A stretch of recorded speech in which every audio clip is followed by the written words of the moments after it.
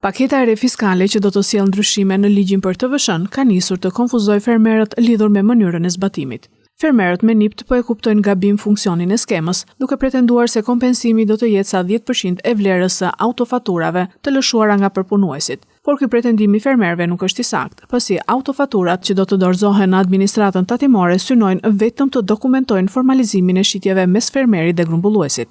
Pas dokumentit të formalizimit të shitjeve me skemën e re, fermeri do të marrë mbrapsht 10% të TVSH-s, që ka paguar kur ka bler plera kimik, farat, pesticidet dhe fidanët. Për të përfituar, fermeri duhet të dorëzojë kërkesën pranë administratës tatimore së bashku me autofaturat e lëshuara nga përpunuesi, grumbulluesi apo një agroturizëm i certifikuar që tregojnë NIPT-in e tij dhe numrin e llogarisë bankare.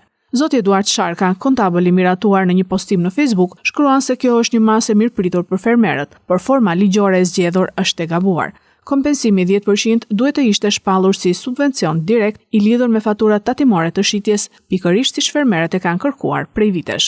Një masë e tillë, vazhdon Sharka, duhet miratuar me vendim qeverie, jo duke e vendosur brenda ligjit të TVSH-s, i cili është një ligj teknik që funksionon vetëm nëse ruan neutralitetin dhe proporcionalitetin. Futja e subvencionit në ligjin e TVSH-s krijon konfuzion, deformime dhe trajtime të barabarta, thot ai.